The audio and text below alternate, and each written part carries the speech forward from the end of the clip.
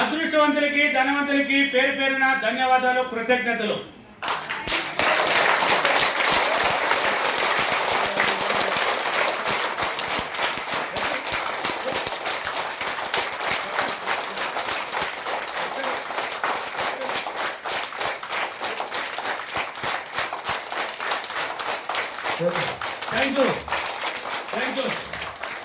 Thank you.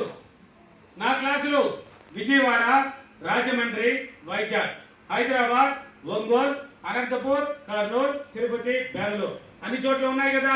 కష్టాలు, అప్పులు, బాధలు, ఉద్యోగం లేదా, భార్యాభర్తల అనుబంధం లేదా, సంతానం లేదా, పిల్లలు చెప్పిన మాట వినలేదా, అప్పులో కూలిపోయి ఉన్నావా, భార్యాభర్తల అనుబంధం లేదా, ఇల్లు లేదా, నీ కుటుంబంలో ఏమి సంతోషం లేదా, నీకు ఏమి కావాలన్నా, నీకు అనుకున్న పనులన్నీ జరగాలన్నా, ఇప్పుడున్న బాధలన్నీ తొలగిపోయి మంచి జీవితాన్ని అనుభవించాలన్నా, నువ్వు మంచి జీవితానికి ఎదగాలన్నా నువ్వు ఏం చేయాలి?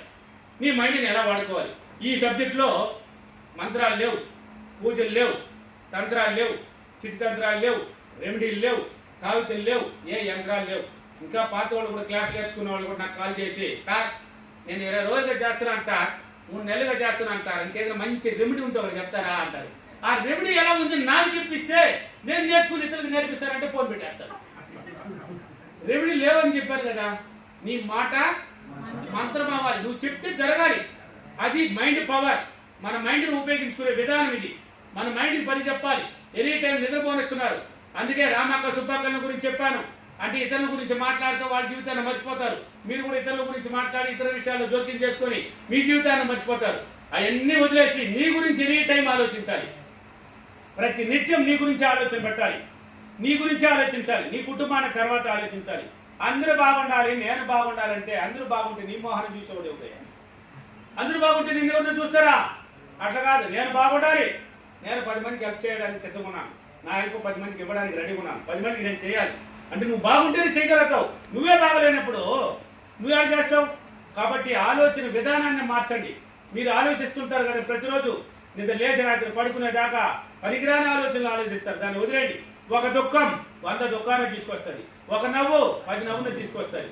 కాబట్టి ఏది కావాలో నిర్ణయించుకోండి. నవ్వు కావాలా, దుఃఖం కావాలా? కానీ నవ్వండ్రా పాపిస్తోలా అని చెప్పేది నేను. ఒకసారి నవ్వుకో, ఒక్కసారితో చాలదు, జనమ్మ నవ్వుకో. ఎవరు లేనప్పుడు కూడా నవ్వుకో, ఉన్నప్పుడు కూడా నవ్వుకో, కామెడీలు పెట్టుకో, క్లాప్స్ కొట్టుకుంటూ నవ్వుకో. నీ జీవితాన్ని మార్చేస్తుంది. అందుకే ఎప్పుడు పోగొట్టుకున్నావు లాగుంటే జీవితాన్ని మార్చేస్తుందండి. ఇది 100% నిజమండి. మా ఊర్లో మా ఇంటికి 5 ఇల్లులోనే జరిగింది. ఎగ్జాంపుల్ మొత్తాన్ని ఊడ్చేసింది ఆ అమ్మాయి. ఆమె దుఃఖం ఎనీ టైం దుఃఖంలోనే ఉంటుంది. మొత్తం కొడుకు చచ్చిపోయినాడు, పెద్ద కొడుకు చచ్చిపోయినాడు, చిన్న కొడుకు చచ్చిపోయినాడు, భర్త చనిపోయినాడు, ఆమె చనిపోయింది, చిన్న కోడలు చనిపోయింది, పెద్ద కోడలు కూడా చనిపోయింది. ఇంకేమి ఉండేది అక్కడ? అంటే నిద్ర లేచి రాత్రి పడుకున్న వారికి ఎనీ టైం పోగొట్టుకున్న మనిషి అసలు నవ్వి జీవితంలో చూడలేమని ఆమె కూడా వెళ్ళిపోయి. జీవితాన్ని మార్చుకోండి. మీరు నవ్వుకుంటూ ఉండండి. మీకు తెలియకనే ఎనర్జీ వస్తుంది, మీకు తెలియకనే ఒక సంతోష జీవితం వస్తుంది. దుఃఖంలో మునిగిపోయినారంటే ఒక దుఃఖం 100 దుఃఖం అన్నాను. అందుకే మాట్లాడినా కూడా నీ మాటే డబ్బులాగా ఉండాలి. నీ మాటే డబ్బు, నీ ప్రవర్తన డబ్బు, నీ ఆలోచన డబ్బు, నీ చూపే డబ్బు, నీ మైండే డబ్బు, నీ చుట్టూ డబ్బు, నువ్వే డబ్బు. అన్ని ప్రతి మాట కూడా డబ్బు రూపంలో తీసుకో. ఇప్పుడు మాట్లాడుతున్నావు కదా, మాట్లాడు. ఏం మాట్లాడు? అక్క కారు కొనాలి. అక్క రామక్క సుబ్బక్కలు కూర్చుంటారు, పని బాట లేనప్పుడు ఏం చేయాలి? అక్క కారు కొనాలి. ఇల్లు కట్టాలి, మంచి ఇది కాదు ఇంకొక ఇల్లు కట్టాలి, మంచి ఇల్లు ఉన్నా కూడా ఇంకొక ఇల్లు కట్టాలి. బంగారు కొనాలి, నా పిల్లల్ని బాగా చదివించాలి, నేను ఇంట్లో ఇలా సోపాలు చెప్పాలి మొత్తం మార్చాలక్క. డబ్బుకు సంబంధించింది ఆమె ఈయనపోయిన కూడా వేరే చెప్తాను, అక్క అది పక్కన పెట్టాక నేను బంగారు రేపు కొనాలి, కారు కొనాలనుకుంటున్నాను, పోవాలా మాటలు మార్చుకోవాలి. నెగిటివ్ పర్సన్ నుంచి మీరే జారుకోవాలి. వాడు పోకపోయినా మీరు వెళ్ళిపో, సరే వాళ్ళు పోయేది లేదంటే నువ్వు పో, వాళ్ళే నువ్వు ఎలా ఉన్నావని కావాలి, వాళ్ళు ఎలా ఉన్నారని కాదు. భార్య భర్తలు కూడా అనుబంధం లేకపోతే భర్త ఎలా ఉన్నాడని ఆలోచిస్తారు ఆడపడుతుంది. నువ్వు ఎలా ఉన్నావమ్మా, ఆయన చెప్తే నువ్వు కూడా చెప్తావు, ఆయన చిరాకు పడితే నువ్వు కూడా చిరాకు పడతావు, నువ్వు మారిపో, ఆయన మారిపోతాడు. అందుకే భార్యలు ఎలా చెప్తున్నారు అనేసి మీరు కూడా విష్ణుమూర్తిలో మీరు కూడా ఇట్లా అంటారు, అట్లా కాదు, నువ్వు మారిపో, నా భార్య మంచిదని చెప్పలేకపోతున్నావా, ఆమె ఎప్పుడు చూసినా నోరు తెరిస్తే నెగిటివ్ వస్తారంటావు, నువ్వు చెప్తున్నావు బట్టి నెగిటివ్ అని ఉంటుంది. నా భార్య మంచిది, నాకు అనుకూలంగా ఉందని అనుకుంటా ఉంటుంది, డైలీ ఆటోమేటిక్ మార్చేస్తుంది ఆ మైండ్. ఆ థాట్స్ రిలీజ్ అవ్వాలి, బయట రిలీజ్ అవ్వాలి. కాబట్టి కష్టాలు బాధలు ఎన్నాళ్ళు కూడిపోతారు. ఏమారేవాడు ఉన్నంతకాలం ఏమార్చేవాడు ఉంటాడు, గుర్తుపెట్టుకోండి. ఎన్నాళ్ళు ఏమారుతారు, మీ మైండ్ని వాడికి ఎవరు నమ్మద్దు, మీరు మిమ్మల్ని మీరు నమ్మండి. అది ఏం చేయాలని తెలియదు కాబట్టి దాన్ని నేర్చుకోండి. వీలైతే ఒక్కసారి నా క్లాస్ అటెండ్ చేయండి. వీడియోలు ఇచ్చాను, గొప్ప గొప్ప ఇచ్చాను, చూసి పట్టుకున్నవాడు ధనవంతుడు మంచి స్థాయిలో ఉన్నారు. ప్రతి ఆన్సర్ మీ సెల్లులో ఉన్నాయి. నేనేమి ఇక్కడ మోసం చేసే సబ్జెక్ట్ కాదు ఇది. నీ మైండ్ని వాడుకునే విధానం మోసమా, నిన్ను నువ్వు నమ్మంటే అది మోసమా? ఇదేమన్నా పూజలు, అది ఏమన్నా నిమ్మకాయలు కొంచెం పూజలు చేయమన్నాను.